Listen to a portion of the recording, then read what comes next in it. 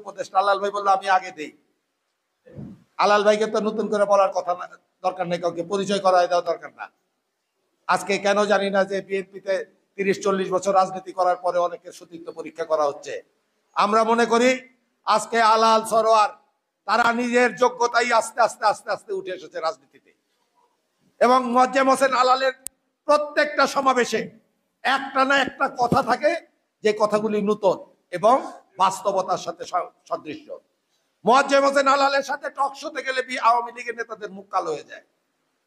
আজকে জানি না কি কারণে আমরা এই আন্দোলনে ব্যর্থ হচ্ছি, কিন্তু আমি বিশ্বাস করি অন্তত পক্ষে সর্বশেষ পরিস্থিতি সামনে, এই পরিস্থিতিতে নিশ্চয়ই আমরা বুক চিতিয়ে এই ভারতের কাছে বাংলাদেশকে বিক্রি হতে দিব না। শেখ হাসিনার এই শেষ খায়েশ আমরা পূরণ হতে দিব না। বন্ধুরা, এবার আপনাদের সামনে বক্তব্য রাখছেন আমাদের প্রিয় নেতা, চেয়ারপারসনের উপদেষ্টা মন্ডলীর অন্যতম সদস্য জনাব মোয়াজ্জেম হোসেন আলাল।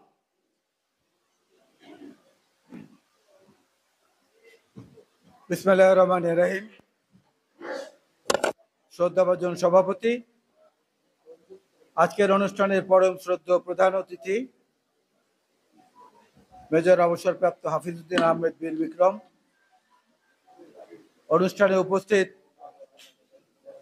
অন্যান্য শ্রদ্ধেয় এবং সম্মানিত মুক্তিযোদ্ধাবৃন্দ এবং আমার সামনে প্রিয় মুক্তিযোদ্ধা বোন এবং ভাইয়েরা, মুক্তিযুদ্ধ প্রজন্মের সর্বস্তরের নেতাকর্মীরা, সাংবাদিক বন্ধুরা, আসসালামু আলাইকুম। জাতীয়তাবাদী মুক্তিযোদ্ধা দলের আজকের এই অনুষ্ঠানের আমাদের পেছনে যে ব্যানারটি, এখানে যা লেখা রয়েছে এর মধ্যে বাংলাদেশের মানচিত্রটা ফুটে উঠেছে বলে আমি মনে করি। কারণ বাংলাদেশের যে মানচিত্রটার জন্য আপনারা লড়াই করেছেন, রক্ত দিয়েছেন, জীবনের ঝুঁকি নিয়েছেন, পরিবার বেঁচে থাকুক কিংবা মারা যাক এই বিবেচনা যখন আপনাদের কাছে নিতান্ত গৌণ ছিল, তখন বাংলাদেশের মানচিত্রটাই আপনাদের কাছে মুখ্য ছিল। আজকে এই তিনটি কথার মধ্য দিয়েই, ব্যানারে লেখা তিনটি কথার মধ্য দিয়ে মনে হচ্ছে যেন বাংলাদেশের বর্তমান মানচিত্রটা আপনারা তুলে ধরেছেন। আমরা গাল গল্প, নিজেদের বাহাদুরি এবং নিজেদের বড়ত্ব এটা জাহির করতে করতে আওয়ামী লীগ বাদে অন্য সবাইকে আমরা নিষ্ক্রিয় করে ফেলেছি, অপ্রয়োজনীয় করে ফেলেছি।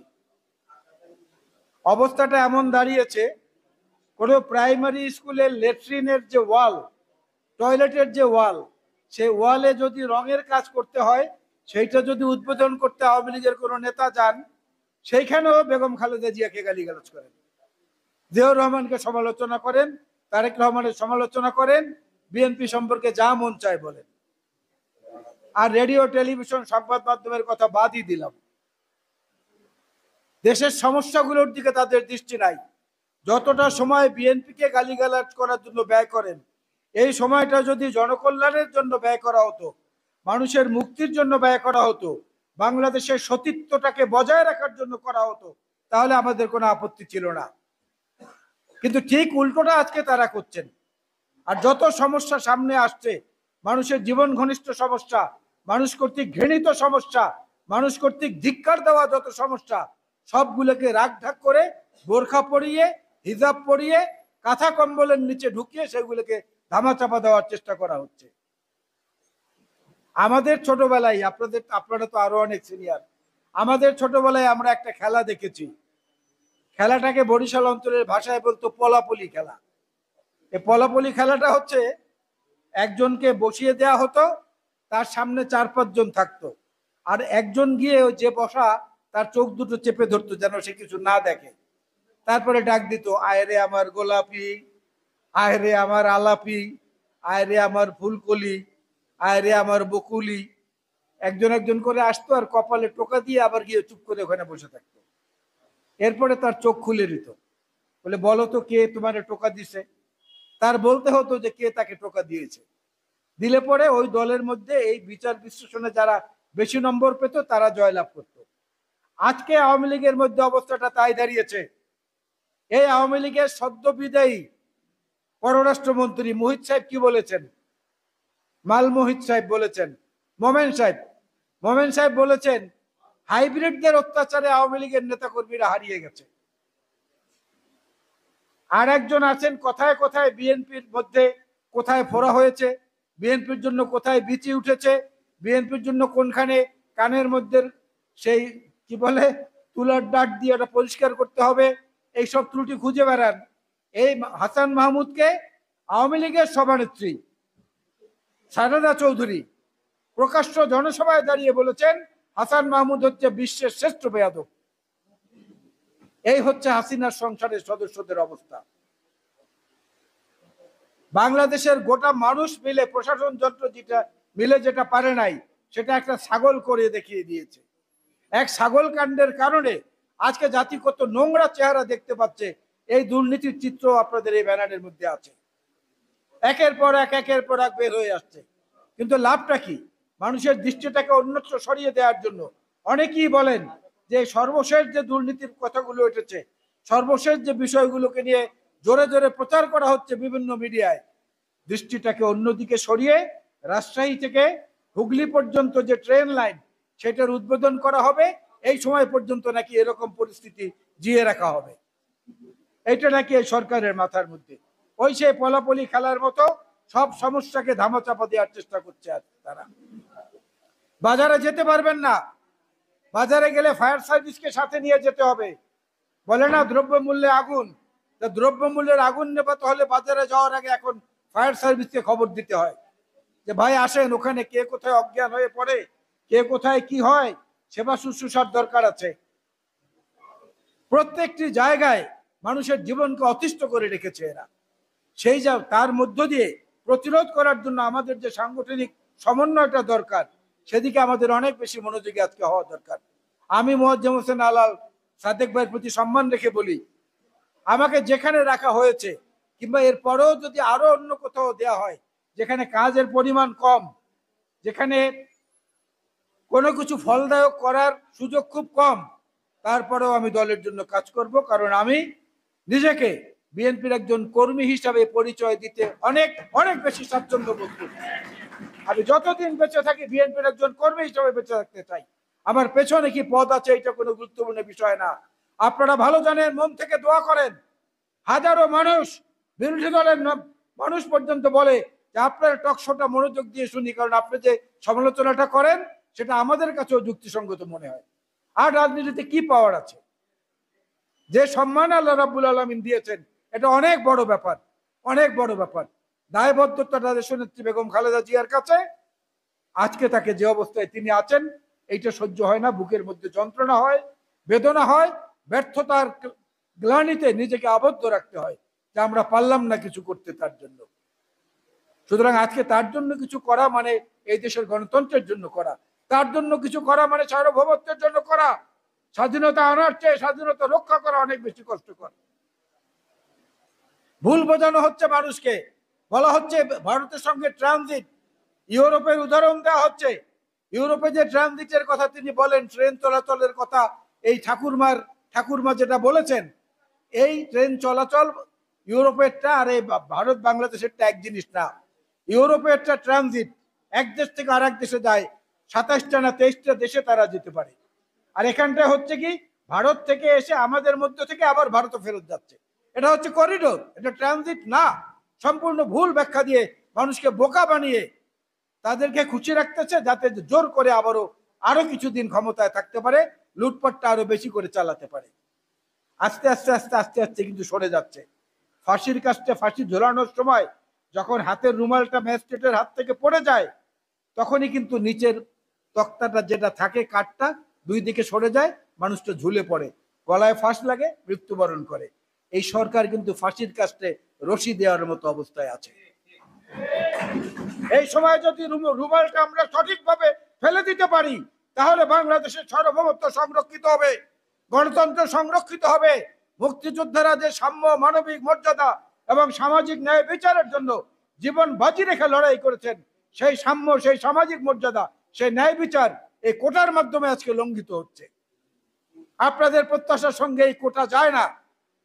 এগুলোকে দূর করতে হলে পরেই বেগম খালেদা জিয়ার মুক্তি একান্ত অপরিহার্য। তার নেতৃত্বে এই দেশে সফল আন্দোলন হবে, এই সরকারের পতন হবে এবং বাংলাদেশের মুক্তিযুদ্ধের মূল যে চেতনা, যে মর্মবাণী, যে আকাঙ্ক্ষা, সেটা বাস্তবায়ন করার সুযোগটা আবার নতুন করে তৈরি হবে। ধন্যবাদ জাতীয়তাবাদী মুক্তিযোদ্ধা দলকে আজকে আমাকে এখানে আমন্ত্রণ জানানোর জন্য এবং বলার সুযোগ দেওয়ার জন্য। আল্লাহ হাফেজ। বাংলাদেশ জিন্দাবাদ, জাতীয়তাবাদী মুক্তিযোদ্ধা দল জিন্দাবাদ, শহীদ জিয়া বীরুত্তম অমর হোক, দেশনেত্রী বেগম খালেদা জিয়া জিন্দাবাদ, তারেক রহমান জিন্দাবাদ। আসসালামু আলাইকুম।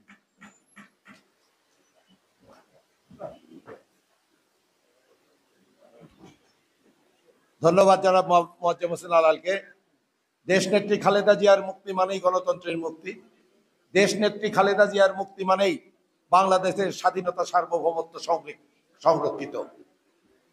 নুরুল কবির সাহেব একটা কথা বলেন মাঝে মধ্যে যে ভারত বেগম খালেদা জিয়াকে পছন্দ করে না, নিউ এজের সম্পাদক সাহেব। এতিকায় প্রমাণ হয় খালেদা জিয়া একজন দেশপ্রেমিক। আমরা এই বক্তব্যের সাথে 100% একমত। দেশনেত্রী খালেদা জিয়া যদি আপোষকামী হতেন, কারাগারে ধুকে ধুকে মরতে হতো, অনেক আগে তিনি মুক্তি হয়ে আসতে পারতেন আমাদের মাঝে। দেশনেত্রী খালেদা জিয়ার দেশপ্রেম, মানুষের প্রতি তার ভালোবাসা, মানুষের প্রতি তার কমিটমেন্ট প্রমাণের জন্য তিনি ধুকে ধুকে মৃত্যুর দরজার দিকে যাচ্ছে, তারপরেও এই খুনি হাসিনার সাথে আপোষ করে নাই। আমরা সেই দলের আদর্শের একজন সৈনিক। আলাল ভাইয়ের মতো বলতে চাই, দল বের করে দিল একজন সমর্থক হিসাবে, শেষ রক্তবিন্দু থাকা পর্যন্ত খুনি হাসিনার পতনের আন্দোলনে আমরা সামনে থাকতে চাই। বন্ধুরা, এবারে আপনাদের সামনে বক্তব্য রাখবেন ফজলু ভাই, ডাক্তারের কাছে যাবেন, যেই জন্য উনি বলেছেন আমাকে পরে দিয়ে দিন। চেয়ারপারসনের অন্যতম উপদেষ্টা, সাবেক সংসদ সদস্য। একটা কথা বলি, আপনাদের কাছে বিশ্বাস হবে কিনা জানি না, আমি ভাটিয়া অঞ্চলে একবার গিয়েছিলাম 1-1.5 মাসের জন্য একটা নির্বাচনী ক্যাম্পিং এ। গিয়ে দেখলাম 2টা ক্যাসেট প্রত্যেকটা দোকানে আছে এবং সবচেয়ে বেশি বিক্রি হয়। একটা হইলো সাইদি সাহেবের ওয়াজ, আর একটা অ্যাডভোকেট ফজলুর রহমান সাহেবের ভাষণ। আমার নিজের চোখের দেখার অভিজ্ঞতাটার কথা বললাম। এবার আপনাদের সামনে বক্তব্য রাখবেন চেয়ারপারসনের অন্যতম উপদেষ্টা, যুদ্ধকালীন কমান্ডার, ত্যাগী রাজনীতিতে অন্যতম বিশিষ্ট আইনজীবী অ্যাডভোকেট ফজলুর রহমান। অ্যাডভোকেট ফজলুর রহমান।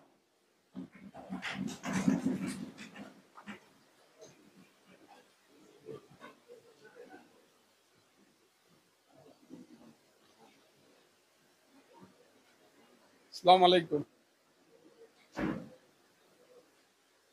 বীর মুক্তিযোদ্ধা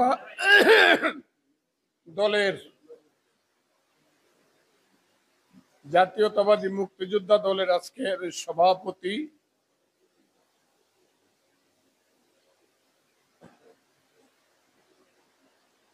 যার কথা শুনলেই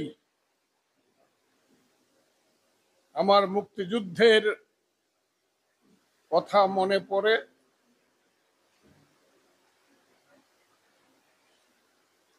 এবং আমি মনে করি আজকের বাংলাদেশের প্রেক্ষাপটে এই অন্ধকার অবস্থা থেকে উত্তরণের জন্য বিরোধী দলে বা হাসিনা বিরোধীদের মধ্যে যার অভিমত, ওপিনিয়ন এবং সিদ্ধান্তকে আরো অনেক বেশি গুরুত্ব দেওয়া উচিত ছিল বাংলাদেশে। যার অভিজ্ঞতায় একটা আন্দোলন সফল হতে পারত, সেই অভিজ্ঞ মানুষ বীর মুক্তিযোদ্ধা জনাব মেজর হাফিজউদ্দিন আহমদ বীর বিক্রম।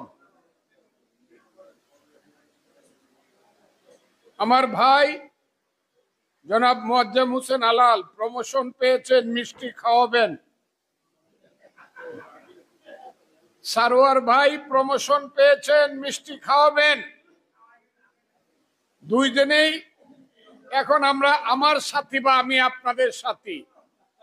আমাদের দুর্ভাগ্য হইলো আমরা যাকে উপদেশ দিব একজন হইলো জেলখানায় আর একজন হলো 7000 মাইল দূরে। আমাদের কোনো কাজ নাই। আসলে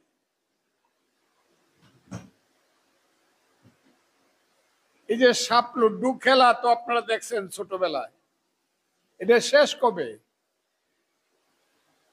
আমরা তো সাপ লুড্ডু খেলতেছি। এই যে দেখেন আবার আস্তে আস্তে মিটিং শুরু হয়েছে। আমি জানি এই মিটিংটা এই জায়গাতে এইভাবে এইভাবে যাবে, গিয়ে আবার ল অফ ডিমিনিশিং রিটার্ন শুরু হবে, আবার এটা লিফলেট বিতরণে যাবে। অনেকে আমাকে ভুল বুঝতে পারেন।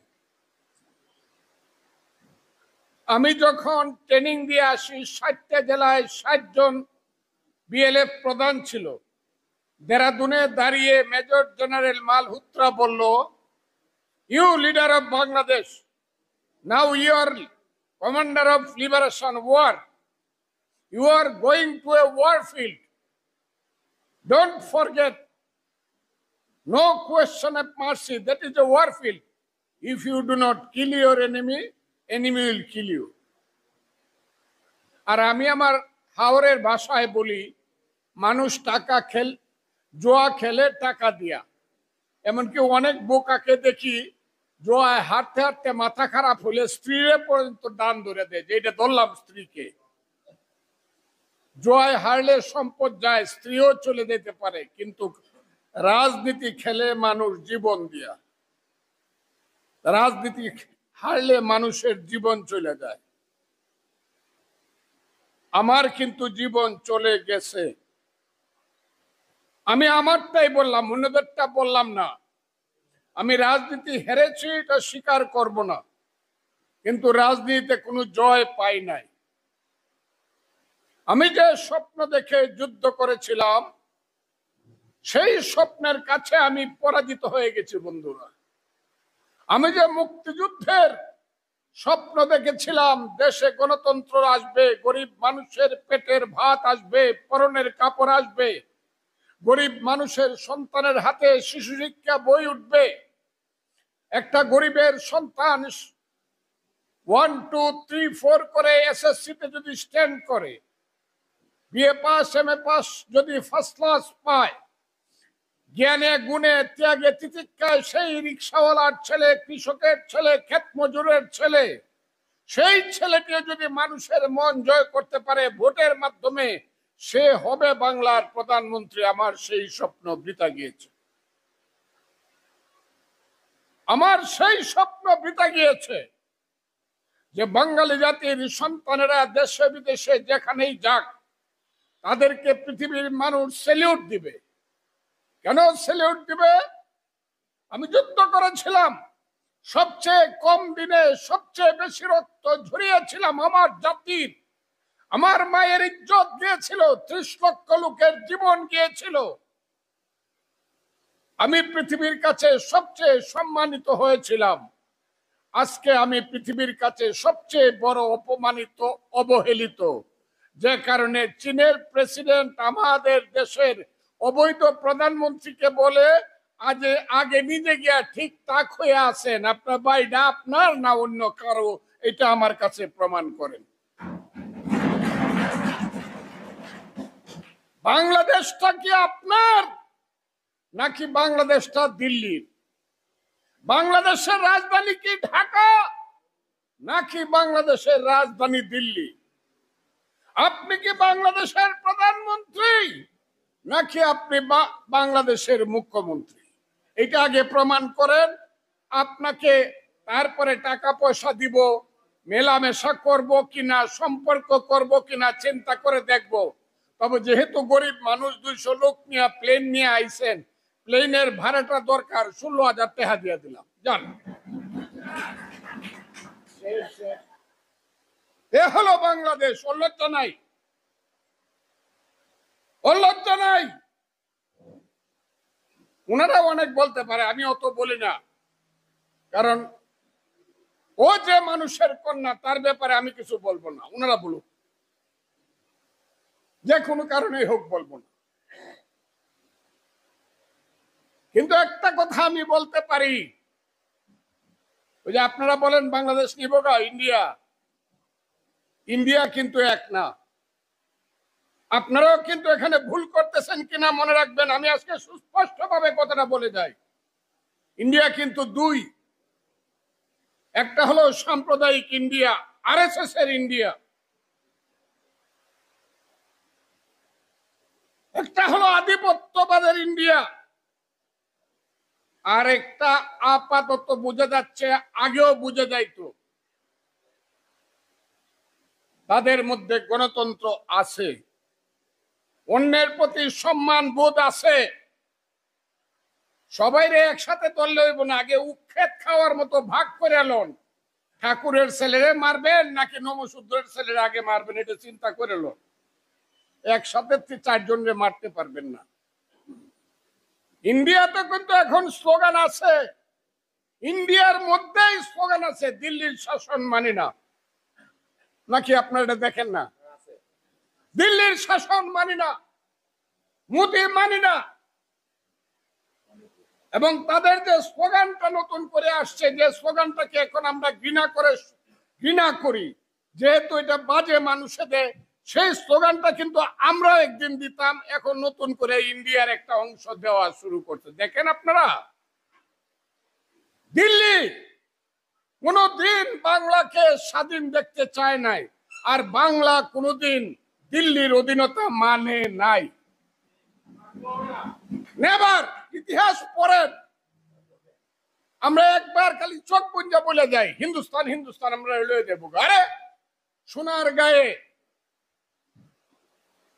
1206 সন থেকে 1206 থেকে 1612, 406 বছর বাংলার রাজধানী ছিল সোনারগাঁও। একদিনের জন্য দিল্লিকে ট্যাক্স দেয় নাই।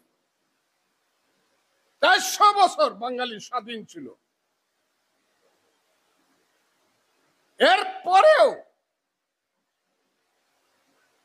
দিল্লির শাসনের বিরুদ্ধে দাঁড়িয়েছে বাংলা সব সময়, আমরা এখনো দাঁড়াবো। কিন্তু বুঝা শুনি না আমরা দাঁড়াবো। আরে এটা মুক্তিযুদ্ধের দেশ। সামান্য প্যালেস্টাইনের 60 লক্ষ মানুষকে সারা দুনিয়ার সাম্রাজ্যবাদীরা নিতে পারতেছে না, 18 কোটি মানুষকে নিয়ে যাবে। আমি এদেরকে কাঁচকলা দেখাই, মোদি দেশ নিতে পারবে না, হাসিনারা গোলামি করতে পারবে, কিন্তু বাংলাদেশের মানুষ স্বাধীনতার জন্য যুদ্ধ করবে। এত সোজা না তো। কেন এত ভয় পাচ্ছি আমরা? কিন্তু আমরা কি করছি, আমরা কি করতেছি? আমরা সাপ লুডু খেলতেছি। আমরা বলছি, ওই যে যার মুক্তি চান, আমাদের দেশ নেত্রী বেগম খালেদা জিয়া, আমি তো মনে করি ভারত উপমহাদেশে, শুধু বাংলায় না, একবারে পাকিস্তান সহ, আমি বললাম এই 160 কোটি মানুষের দেশে জাতীয় নেতা হিসাবে সরকারে অথবা বিরোধী দলে সবচেয়ে জনপ্রিয় ব্যক্তির নাম হলো বেগম খালেদা জিয়া। কোন দেশে 90% মানুষ একটা মানুষকে সমর্থন করে না, একটা নেতাকে সমর্থন করে না। কিন্তু বাংলাদেশের 18 কোটি মানুষের মধ্যে যে দলই করুক, দেশ নেত্রী বেগম খালেদা জিয়ার প্রতি তাদের সহানুভূতি এবং সমর্থনের সংখ্যা হলো 85 থেকে 90%। এখনো যদি উনি কোন স্টেজ করতে হবে না, স্টেজ থেকে দৌড়াইয়া পালাইতে হবে না, 7 লক্ষ মানুষের মিটিং 27 মিনিটে দৌড়াইয়া চলেও যাইতে হবে না। উনি যদি শুধু আইসা এই টেবিলটার মধ্যে দাঁড়ায় খালি বাম হাতটা উঁচা করে, উনার বাম হাতটা হলো হাসিনা সরকারের চেয়ে 10 গুণ শক্তিশালী। যদি তাকে ছাড়াইবার জন্য আমরা কি করছি, এই প্রশ্নটা কিন্তু আমার রয়ে গেল। তাকে সারাইবার জন্য আমরা কি করছি? তার শরীর সুস্থ থাকার জন্য প্রত্যেকদিন মিলাদ শরীফ পড়ি, এটা ঠিক আছে, কিন্তু রাজনৈতিক আন্দোলন আর মিলাদ শরীফ পড়া এক জিনিস না।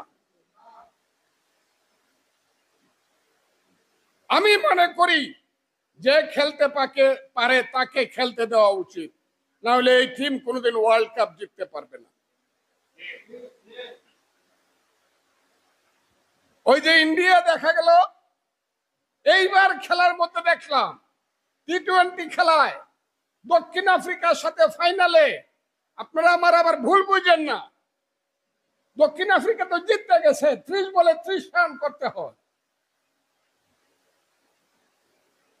আমি তো বলছি আরে তো এই যে খেলা 30 বলে 30 রান, কিন্তু দেখা গেল এমন একজন ক্যাপ্টেন আছে ইন্ডিয়াতে, this is leadership, his name is Rohit Sharma. সে সবচেয়ে সিনিয়র মোস্ট, তার বড় প্লেয়ার, তার সিনিয়র প্লেয়ার বিরাট কোহলির সঙ্গে 1 সেকেন্ড কানাকানি করলো। কানাকানি করে না, বলটা সবচেয়ে ভালো যে বোলার তার নাম হইল বুমরা, জসপ্রীত বুমরা, তার হাতে তুলে দিল। কথাগুলা খুব বুঝবার চেষ্টা করেন। বুমরা বল করে 30 বলে 30 রানের মধ্যে 1 ওভারে দিল 4 রান। তারপর একটা অলরাউন্ডার আছে, তার নাম হলো হার্দিক পান্ডিয়া। সে বল করলো, প্রথম বলে আউট, ক্লাসেন আউট, সে দিল 4 রান। সে হলো অলরাউন্ডার। তা আপনার ক্যাপ্টেন তো চিনেই না, কার নাম বুমরা, কার নাম ক্লাসেন, কার নাম হার্দিক পান্ডিয়া, আপনি ক্যাপ্টেন তো চিনেই না। আমার কথাটা কি বুঝতেছেন আপনারা?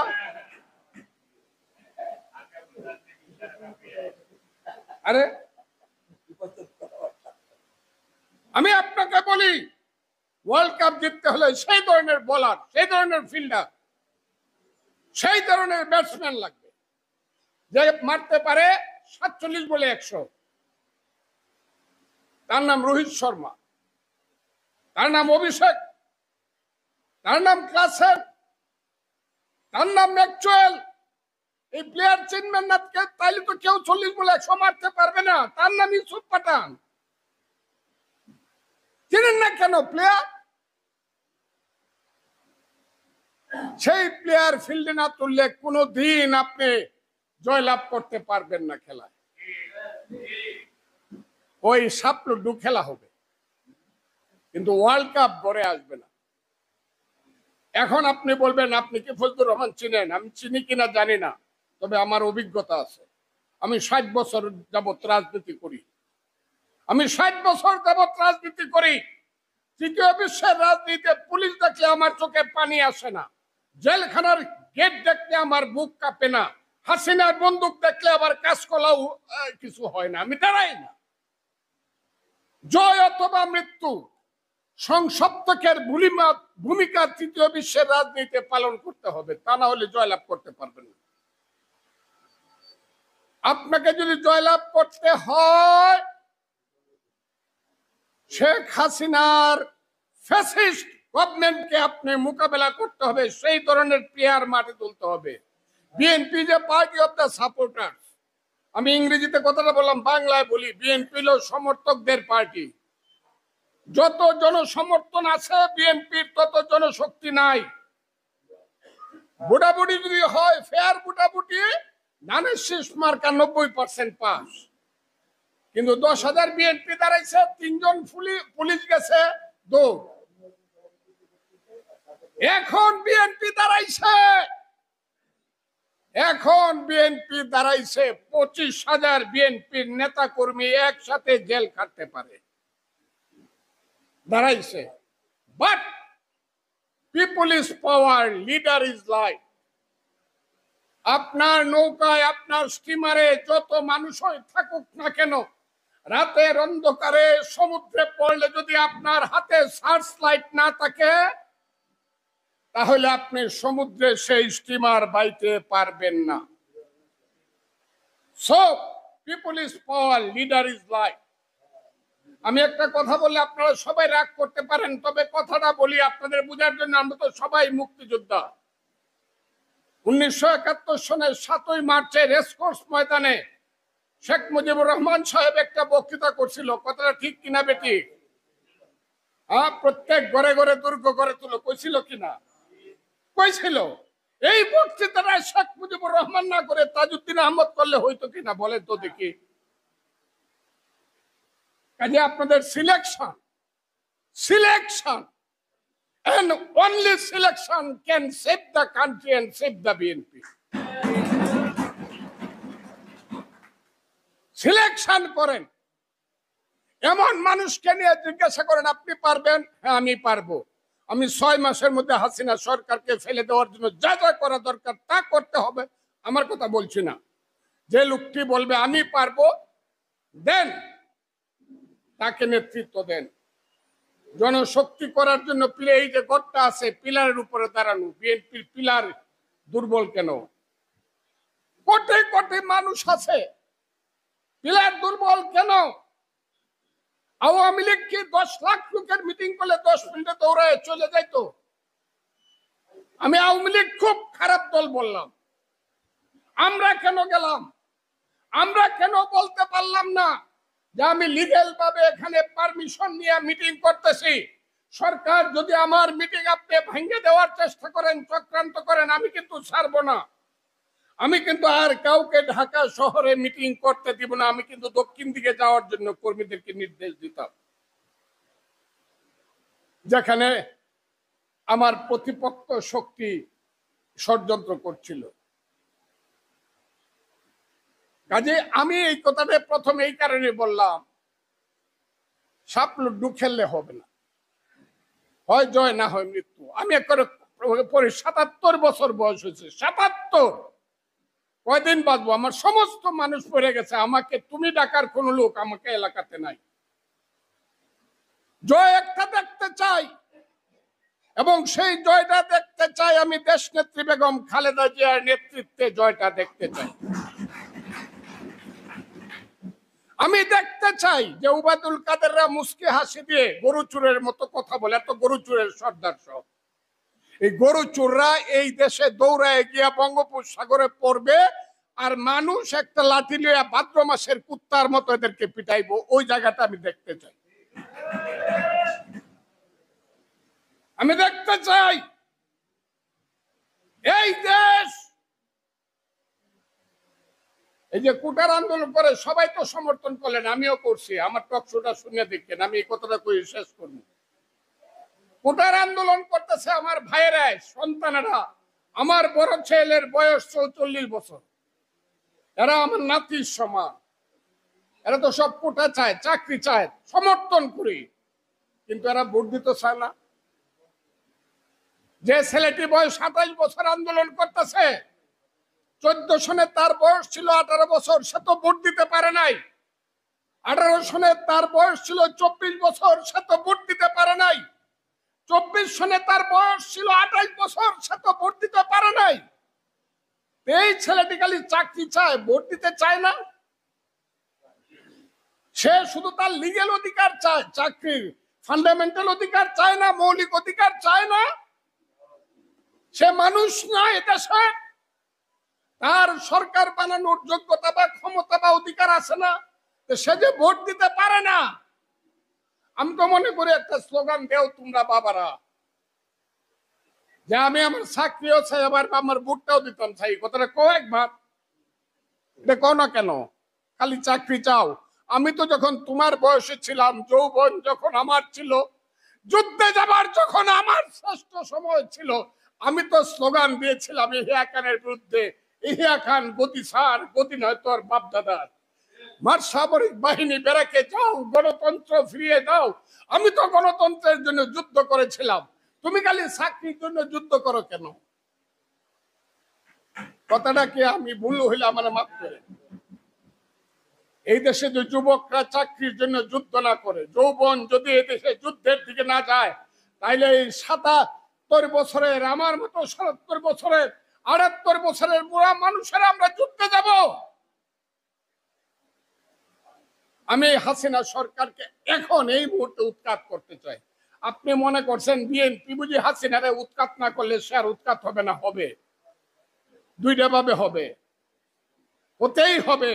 আলাল ভাই বসে থাকবে, হাফিজ ভাই ঘুমায় থাকবে, আমি ডরাইয়া দেশ ছেড়ে যাবুগা, কিন্তু তারপরেও হাসিনার পতন হবে। একটা হলো ওই যে আছে, ওই একজন আছে, এটা হলো এক। আর 2 নম্বর হইল ইতিহাসের কেলাবরম, নির্মম এবং নিষ্ঠুর।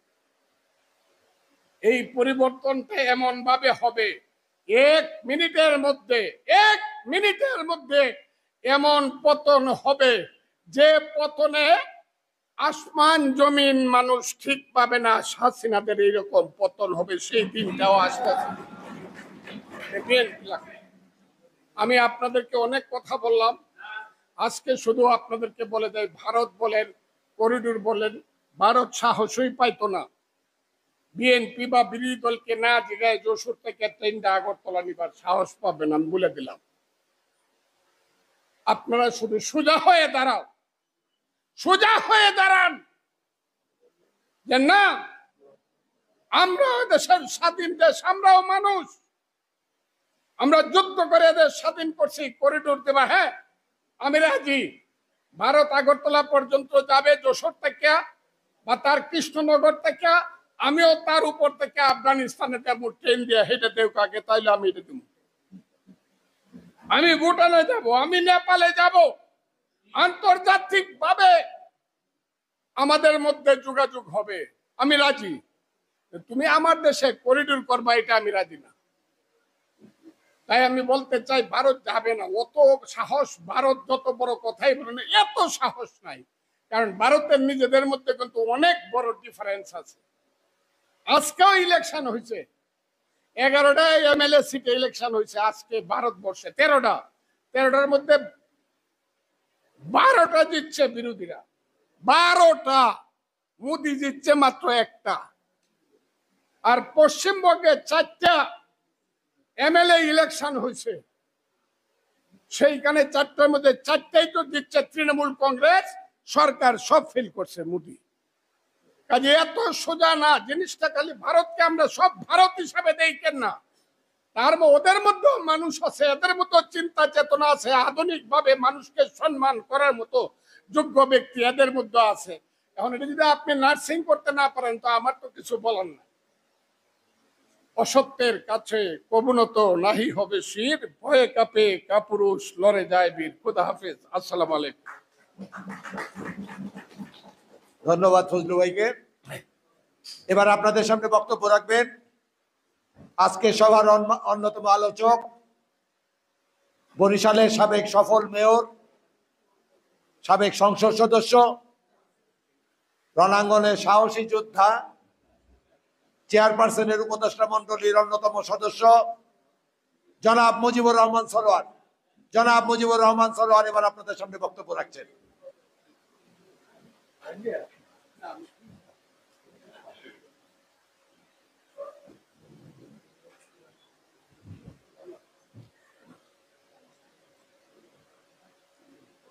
বিসমিল্লাহির রহমানির রহিম। মুক্তিযোদ্ধা দল আয়োজিত আজকের আলোচনা সভার সম্মানিত সভাপতি ইঞ্জিনিয়ার সাহেব নজরুল ইসলাম, আমাদের মধ্যে আজকে প্রধান অতিথি হিসাবে উপস্থিত রয়েছেন আমাদের সবার পরিচিত সাবেক মন্ত্রী, বাংলাদেশের কৃতি ফুটবলার মেজর হাফিজউদ্দিন বীর বিক্রম। আমাদের মধ্যে আছেন কর্নেল জয়নাল আবেদীন সাহেব, জনাব মোয়াজ্জেম হোসেন আল্লাহ, সাবেক এমপি এবং বক্তা, সাদেক হোসেন, আমার বন্ধু রেজা, আজকে উলফত ভাই আমাদের মিটিংয়ে নাই, এবং উপস্থিত ভাইয়েরা। বিভিন্ন সময় আপনাদের সাথে মুক্তিযোদ্ধা দলের মিটিং বিভিন্ন সময় দেখা হয়েছে। বাংলাদেশের মুক্তিযুদ্ধের ইতিহাস বিক্রি করাই সরকারের প্রধান কাজ। শহীদ জিয়াউর রহমানকে কোথায় রাখবে, কোথায় যুদ্ধ করছে, বাংলাদেশের স্বাধীনতা ঘোষণা, এবং বিভিন্ন সময় তারা এই বিষয়টা বিকৃত করে থাকে। অথচ বাংলাদেশের মানুষ বাংলাদেশের যে সংবিধান করা আছে, সংবিধানের সাথে আওয়ামী লীগের কোনো কথা বা বক্তৃতার কোনো মিল নেই, কাজের কোনো মিল নেই।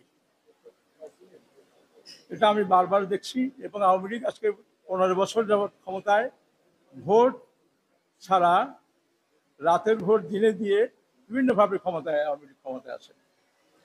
আমাদের হিসাব চিন্তা করতে হবে, স্বাধীনতার পূর্বে 6 দফায়ও আওয়ামী লীগ স্বাধীনতার কথা উল্লেখ ছিল না, মুক্তিযুদ্ধের চেতনায়ও গণতন্ত্র নাই। আমাদের মনে পড়ে শেখ মুজিবুর রহমান যখন ওআইসিতে যাচ্ছিলেন, তখন তাজউদ্দিন সাহেব তখন বলছিলেন আলাপ করে যাওয়ার জন্য। আবার আমরা একই কথা দেখতে পারলাম অনেকদিন পরে, শেখ হাসিনা চায়না যাওয়ার সময় ভারতের সাথে আলাপ করে চায়না যাওয়া, এটা আমরা সেদিনের কথা মনে করিয়ে দেয়।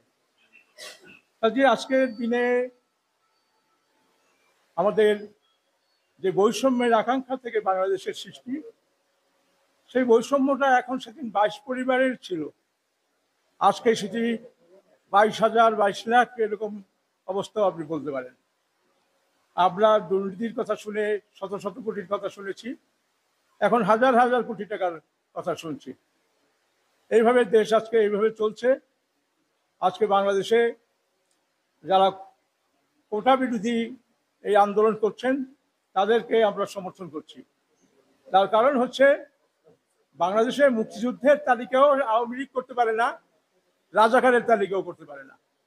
এমনকি যারা ভারতের থেকে একবার অতিথিদের ক্রেডিট দিছিলেন, সেটার মধ্যেও দুর্নীতি শোনার ভিতরে শোনা ছিল না।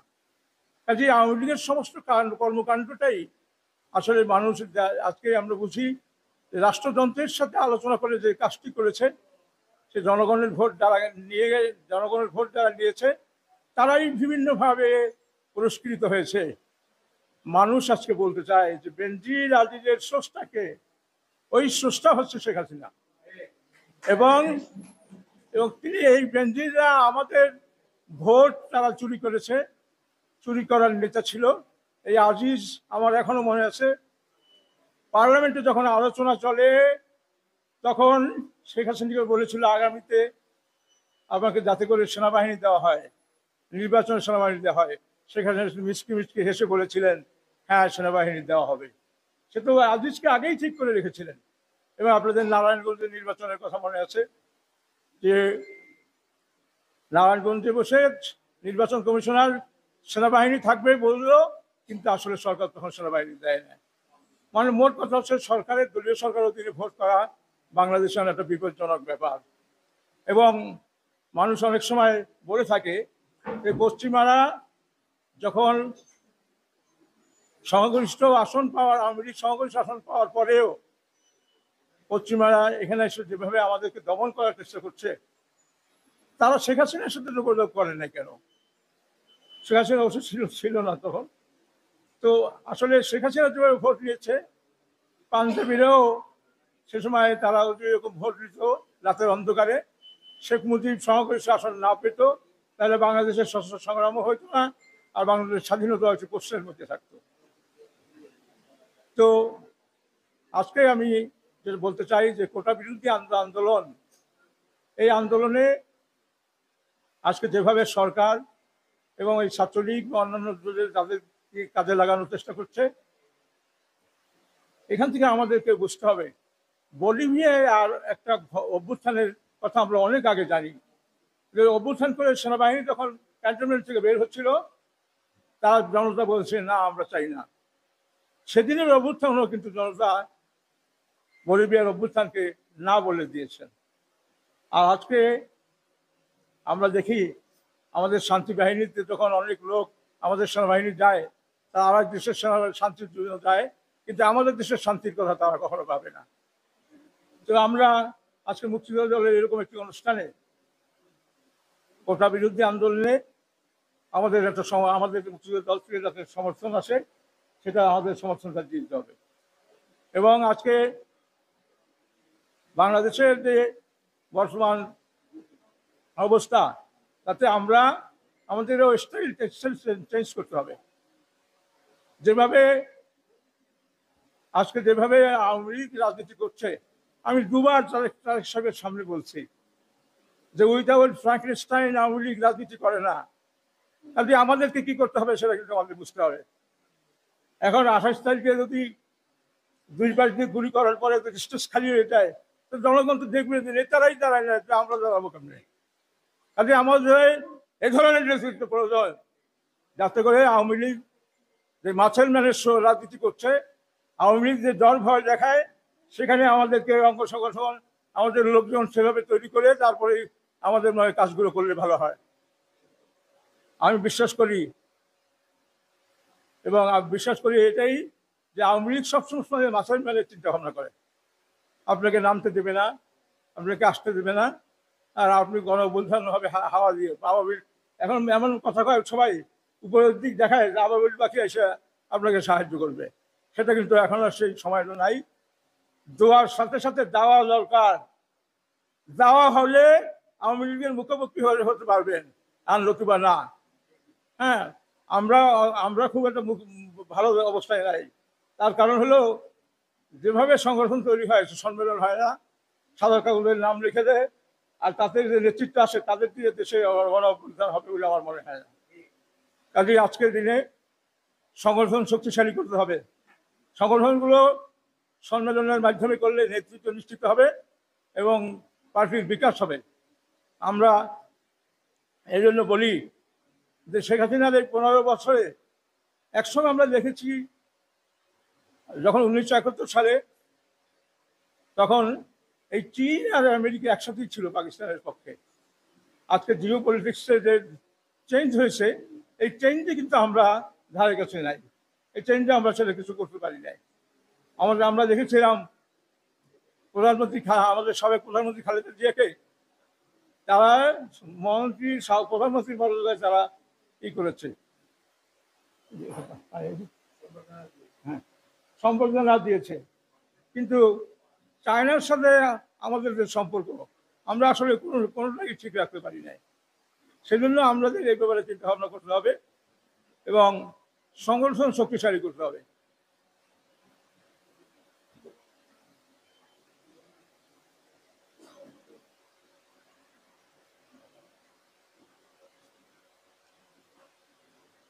আওয়ামী লীগ আজকে আমরা গণঅভ্যুত্থানের চেষ্টা করি, কিন্তু ঢাকা ইউনিভার্সিটিতে আমাদের সংগঠন শক্তিশালীর কথা চিন্তা করি না।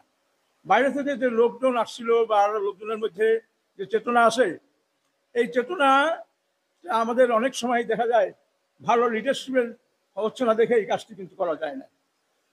সেখানে আমি বলি তাকে যেখানে দরকার তাকে সেখানে দিয়ে কাজ করলে ভালো হবে।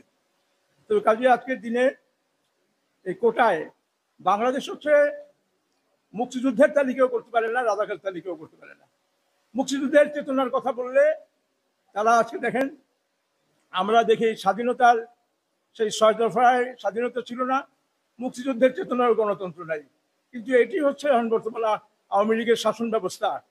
আওয়ামী লীগের শাসনে বর্তমান আমেরিকার যে অবস্থা করছে, আমি আমেরিকার ওয়াশিংটনে বাংলাদেশ ডেস্কেও গেছিলাম কথা বলতে।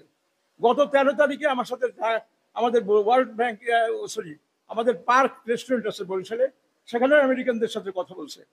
এখন আমেরিকা আমাদের যেভাবে এদের দায়িত্ব নিয়ে আজকে মোদির কাছে বারবারই আমাদের বাংলাদেশের দায়িত্ব পড়ে যায়, এরকম আমি মনে করি আমাদের স্টাইল চেঞ্জ করতে হবে। স্টাইল চেঞ্জ না করলে আমরা জনগণের ভোট বারবার এতদিনেও কোনো ভোটে যেতে পারি না, জনপ্রতিনিধির সৃষ্টি হয় না। আর আমরা সবচেয়ে বড় ইস্যু হলো রাষ্ট্রযন্ত্র কাছে আজকে এতদিন লাখো প্রাণের বিনিময়ে বাংলাদেশের স্বাধীনতা, আর এই স্বাধীনতা আজকে নতজানু করে হলেও আজকে ক্ষমতায় আছে শেখ হাসিনা। আপনি যদি শুধু বরিশালের দিকে তাকান তাহলে বুঝতে পারবেন তার আত্মীয় ওকে মেয়র বানাইছে, কিন্তু বিসিএস অ্যাডমিনিস্ট্রেশন সাথে যখন ঝগড়া হয়েছে তখন কিন্তু শেখ হাসিনা বিসিএস অ্যাডমিনিস্ট্রেশনকে তার সমর্থন দিছে। কারণ তারা বলছে ক্যাবিনেট সেক্রেটারি যে আপনি দুর্বৃত্তায়নের রাজনীতির কথাটা আপনারা বাদ দেন, তারা কিন্তু এটা বাদ দেন না। কাজে রাষ্ট্রযন্ত্রের এখনো আরো অনেক আছে।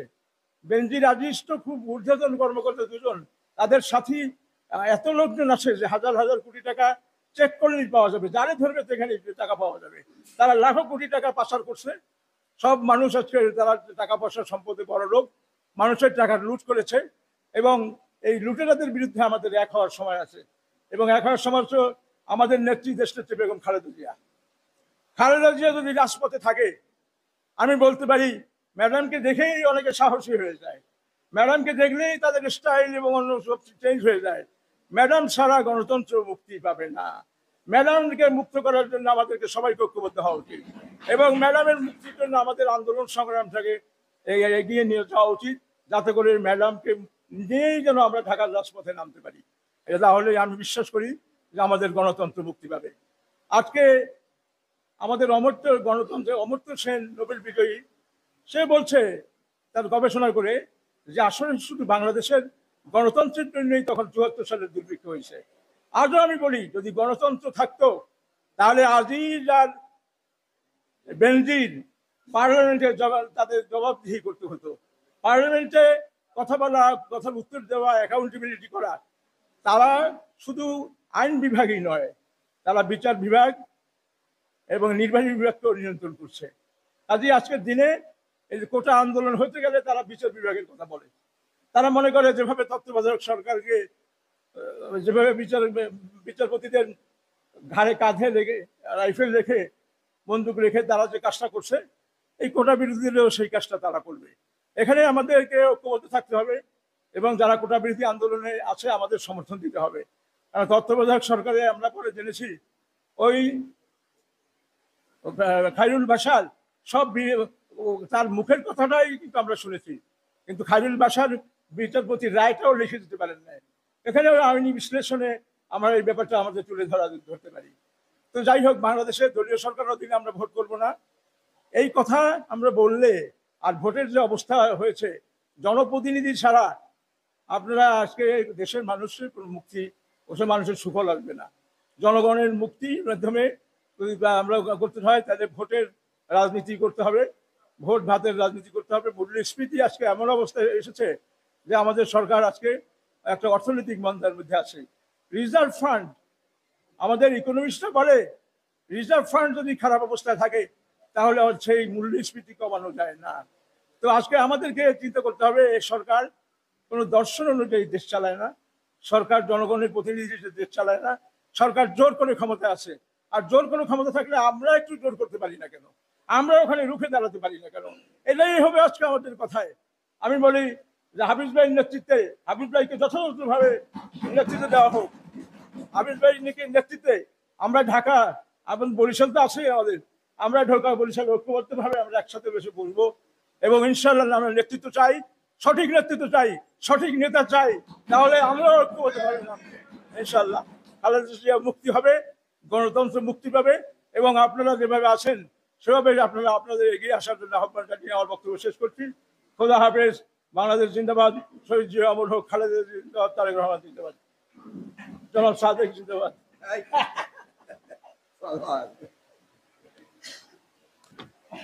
ধন্যবাদ বীর মুক্তিযোদ্ধা, চেয়ারপারসনের উপদেষ্টা জনাব মুজিবুর রহমান সরোয়ারকে।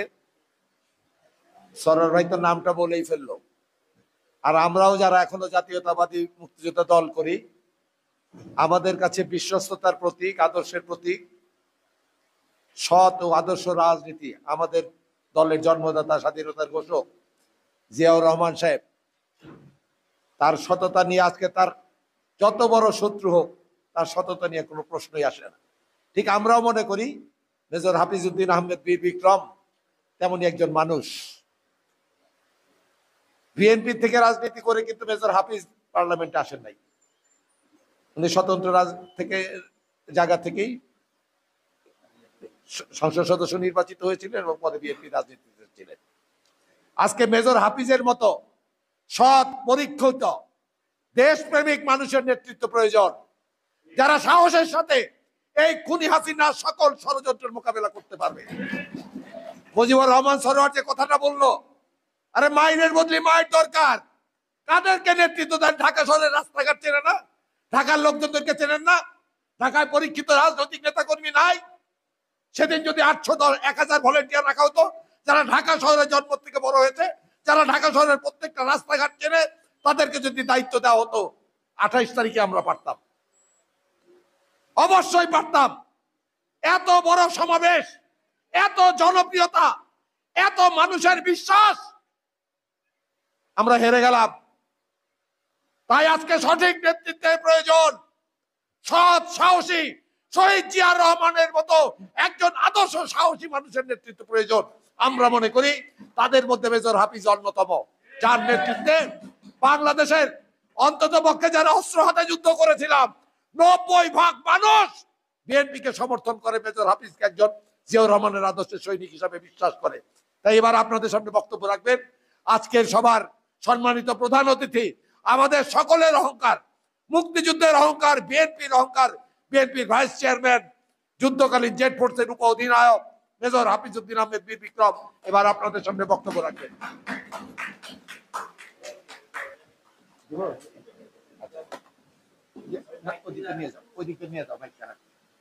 হাফিজ ভাইয়ের হাঁটুতে একটু ব্যথা, বসে বক্তৃতা দিবেন। হ্যাঁ,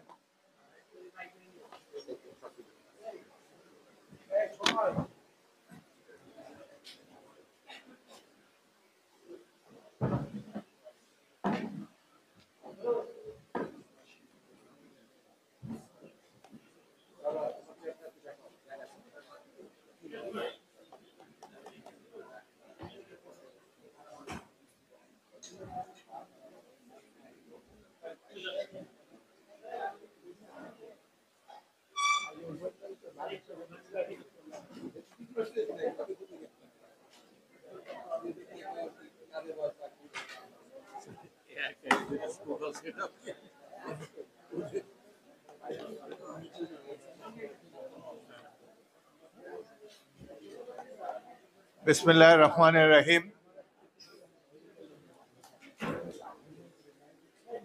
জাতীয়তাবাদী মুক্তিযোদ্ধা দল কর্তৃক আয়োজিত এই মনোজ্ঞ আলোচনা অনুষ্ঠানের সম্মানিত সভাপতি বীর মুক্তিযোদ্ধা প্রকৌশলী নজরুল ইসলাম, উপস্থিত রয়েছেন বিএনপি চেয়ারপারসনের সম্মানিত উপদেষ্টা মণ্ডলীর সদস্যবৃন্দ, জনাব মুজিবুর রহমান সরোয়ার, মোয়াজ্জেম হোসেন আলাল এবং চলে গিয়েছেন অ্যাডভোকেট ফজলুর রহমান। উপস্থিত রয়েছেন বিএনপির কেন্দ্রীয় কমিটির মুক্তিযোদ্ধা বিষয়ক সম্পাদক বীর মুক্তিযোদ্ধা লেফটেন্যান্ট কর্নেল অবসরপ্রাপ্ত জয়নুল আবেদিন। উপস্থিত রয়েছেন এই দলের সাধারণ সম্পাদক সাদেক আহমদ খান সহ বিভিন্ন মুক্তিযুদ্ধ কমান্ডার বৃন্দ। উপস্থিত ভাই ও বোনেরা, সুধী মণ্ডলী, আসসালামু আলাইকুম। আজকে দেশের এক মহা দুর্দিনে আমরা এখানে ঐক্যবদ্ধ হয়েছি। আজকে আমরা যারা এখানে দীর্ঘ কয়েক বছর আগে, অনেক বছর আগে আমাদের তারুণ্যের সময়, যৌবনের সময় অস্ত্র হাতে নিয়ে জনগণের পক্ষে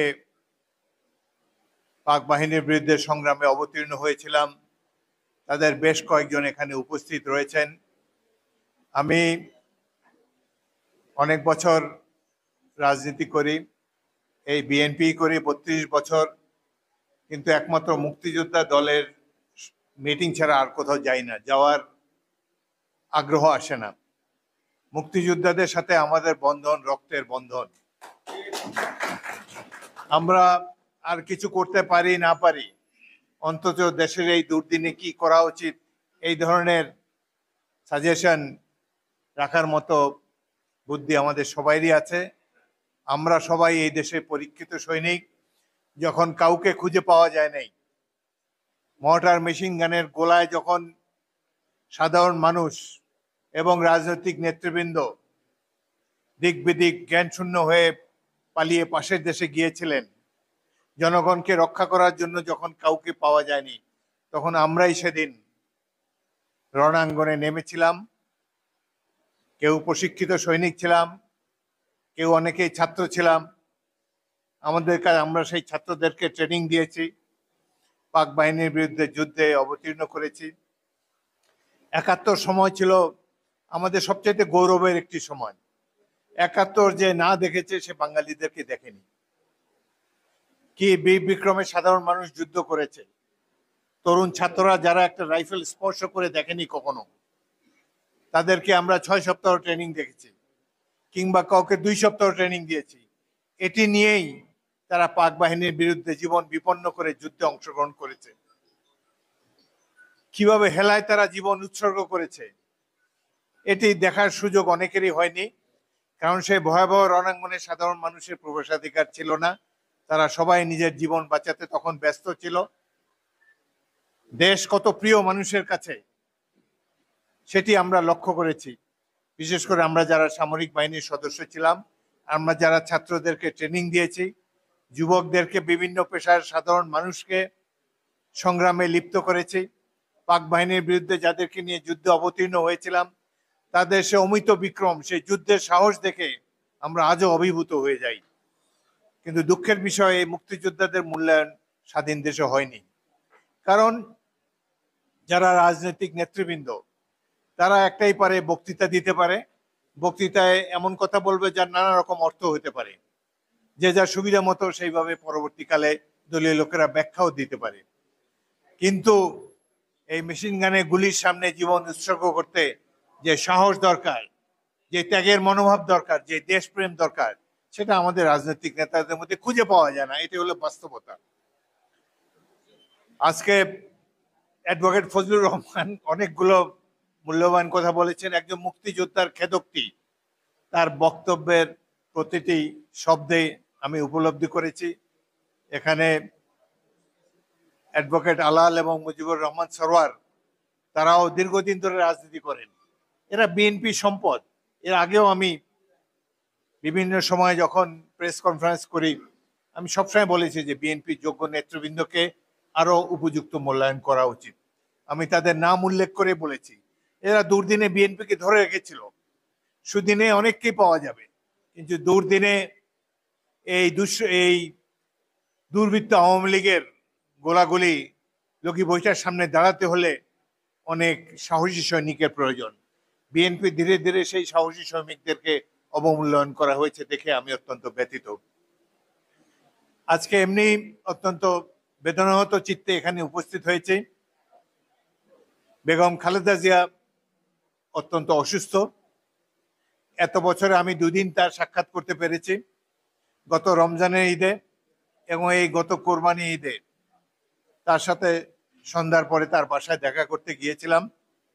রমজান ঈদের ঈদুল ফিতরের রাতে তাকে মোটামুটি সুস্থ দেখেছিলাম, কিন্তু এই যে কোরবানি ঈদে মাত্র কিছুদিন আগে রাত্রে তার সাথে যখন দেখা করেছি, কথা বলেছি, তিনি একটু পরে পরে হাঁপাচ্ছিলেন। তার সাথে আমি বহু বছরের পরিচয়। তিনি যখন রাজনীতিতে আসেননি, আমিও যখন রাজনীতিতে আসিনি, তরুণ সেকেন্ড লেফটেন্যান্ট ছিলাম। জিয়াউর রহমান তখন সদ্য ক্যাপ্টেন থেকে মেজর হয়েছেন। পশ্চিম পাকিস্তানের একটি সেনা নিবাসে তার সাথে প্রথমবার তাকে দেখি। সেই সময় থেকে এতগুলো বছরে তাকে সবসময় সুস্বাস্থ্যের অধিকারী দেখেছি, কিন্তু গত ঈদের দিন তার যে কথা বলার ভঙ্গিমা, তিনি একটুতে যে হাঁপিয়ে উঠেছিলেন, এটি দেখে আমি ভিতরে ভিতরে অত্যন্ত শঙ্কিত হয়ে পড়েছিলাম। তার কিছুদিন পর থেকেই তিনি আবার হাসপাতালে গিয়েছেন। এখন তিনি আবার হাসপাতালে এসেছেন। এই দুর্বৃত্ত সরকার তাকে একটা চিকিৎসার সুযোগ দেয় নাই। দেশের সবচাইতে জনপ্রিয়তম রাজনৈতিক নেত্রী, তিনবারের প্রধানমন্ত্রী, যিনি নির্বাচনে কোনোদিন পরাজিত হন নাই, দেশের যে কোনো জায়গায়, এমনকি টঙ্গিপাড়ার থেকে তিনি যদি নির্বাচনে যান, বিপুল ভোটে যে কোনো প্রার্থীকে তিনি পরাজিত করতে পারবেন। এই ধরনের একজন নেত্রীকে, বাংলাদেশের এই সম্পদকে একটা চিকিৎসা দিতে এই সরকার দেয়নি। এটি আমাদের জন্য অত্যন্ত দুঃখজনক। এই সরকারের প্রধান কাজই হলো সম্মানিত ব্যক্তিদেরকে অসম্মান করা। তার একটি জ্বলন্ত প্রমাণ হলো ডক্টর মোহাম্মদ ইউনূস। ডক্টর মোহাম্মদ ইউনূস যে কত গুণী ব্যক্তি, এটি উপলব্ধি করার লোকও বাংলাদেশে বেশি খুঁজে পাওয়া যাবে না। সবচাইতে মূল্যবান, পৃথিবীর সবচাইতে মূল্যবান 3টি পুরস্কারে যুক্তরাষ্ট্রের ভূষিত হয়েছেন মাত্র 12 জন ব্যক্তি, তাদের মধ্যে তিনি একজন। সারা বিশ্বে তিনি কত সম্মানিত ব্যক্তি। তাকে রাষ্ট্রপ্রধান, সরকার প্রধানরা বারবার অনুনয় করে যে আসুন একবার আমার দেশে আসুন, আপনার সোশ্যাল বিজনেস বা সামাজিক ব্যবসা সম্পর্কে আমাদেরকে আলোকিত করুন। আর কিছুদিন পরে প্যারিসে অলিম্পিক গেমস অনুষ্ঠিত হবে। বিশ্বের 200-র বেশি দেশ সেখানে এই ক্রীড়া অনুষ্ঠানে উপস্থিত হবেন। সেই ফ্রান্সের সেই অলিম্পিক কমিটি, ফ্রান্সের তৎকালীন প্রেসিডেন্ট ফ্রাঁসোয়া মিতেরা, তৎকালীন প্রেসিডেন্ট ম্যাক্রন, এমানুয়েল ম্যাক্রন, তিনি অনুরোধ করেছেন ডক্টর ইউনূসকে, আপনি অনুগ্রহ করে এখানে আসেন এবং সারা বিশ্বের সামনে আপনার এই সামাজিক ব্যবসার তথ্যটি তুলে ধরেন, কারণ এর মধ্যে মানব জাতির মুক্তি নিহিত রয়েছে, এর মধ্যে সাধারণ মানুষের অর্থনৈতিক উন্নয়নের চাবিকাঠি রয়েছে। বিশ্ব এটি উপলব্ধি করে, কিন্তু যেখান থেকে ডক্টর ইউনূসের উদ্ভব সেই বাংলাদেশে তাকে দুদিন পরে পরে 6 তলা বেয়ে বেয়ে বেয়ে আদালতের উপরে গিয়ে তাকে হাজির হতে হয়। অত্যন্ত কষ্ট লাগে এইসব দেখলে। এবং তাকে ইতিমধ্যে পদ্মা নদীতে চুবিয়ে দেওয়ার ঘোষণাও ইতিমধ্যে দেওয়া হয়েছে। এটা কি তার প্রাপ্য ছিল? এই দেশে আমরা বসবাস করি, অনেক দুঃখ লাগে। সম্মানিত ব্যক্তিদেরকে আর কত অসম্মান করবে বর্তমান সরকার। যাই হোক, আজকে টেলিভিশন খুললে যে জনস্রোত দেখি, তরুণ ছাত্ররা, যুবকেরা, তারা তো বিএনপি করে না, কোনো রাজনৈতিক দল করে না, জীবন জীবিকার তাগিদে একটা যৌক্তিক বিষয় নিয়ে তারা রাজপথে আন্দোলন করে যাচ্ছে। তারা তো মেধার ভিত্তিতে চাকরি চায়, তারা তো বলছে না যে আমাকে দিতেই হবে চাকরি।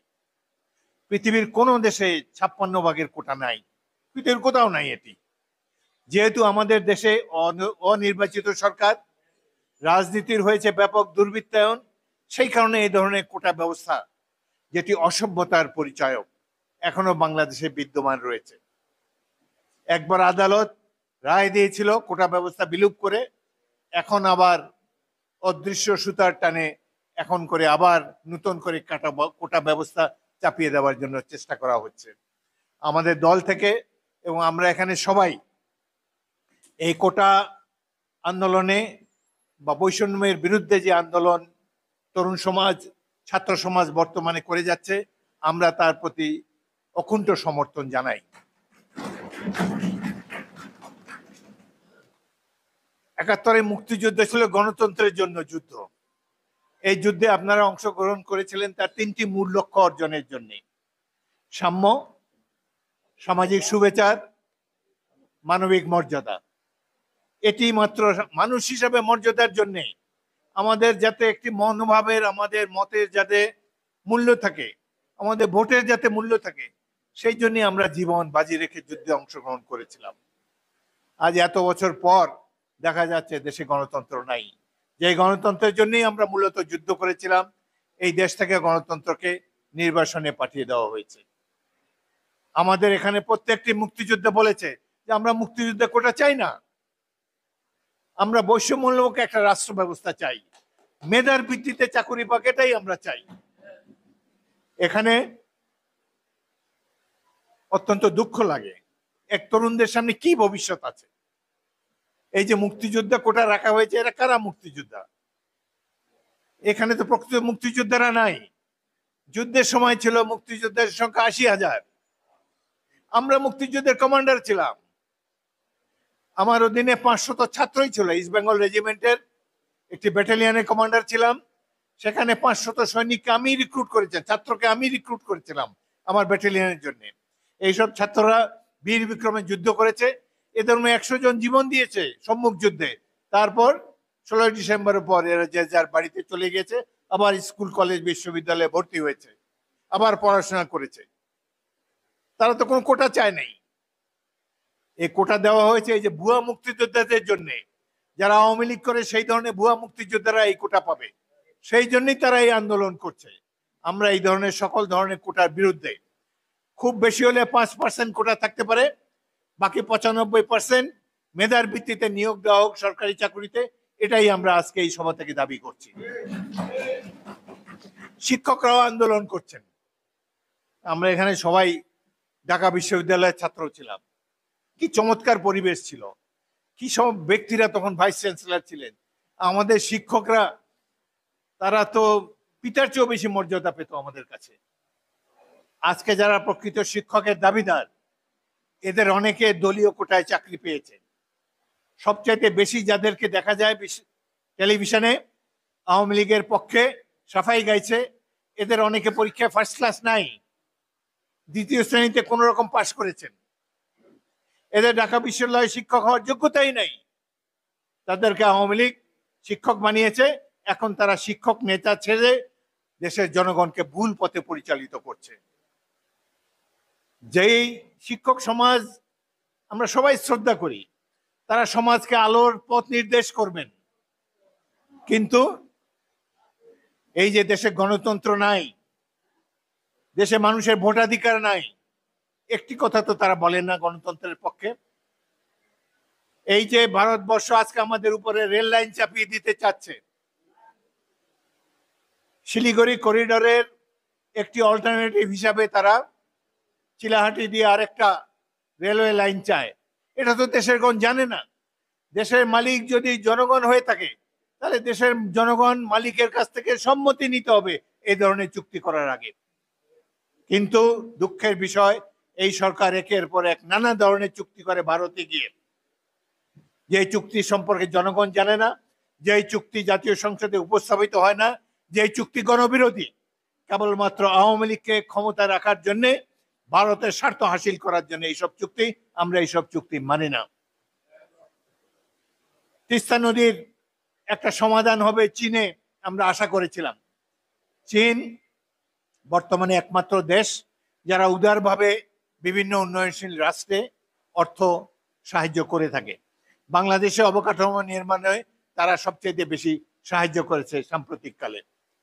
সেই যে প্রধানমন্ত্রী ভারত থেকে চীন থেকে ঘুরে আসলেন, ওই তিস্তা নদীর তো কোনো এই চুক্তির বা তিস্তা নদীতে যে আমাদের দেশের উত্তরাঞ্চলে একটা অংশ মরুভূমিতে পরিণত হয়েছে, তার তো সুরাহা এই চুক্তিতে, কোনো চুক্তিতে বা তাদের কোনো নেতৃবৃন্দের বক্তব্য তো দেখতে পাচ্ছি না।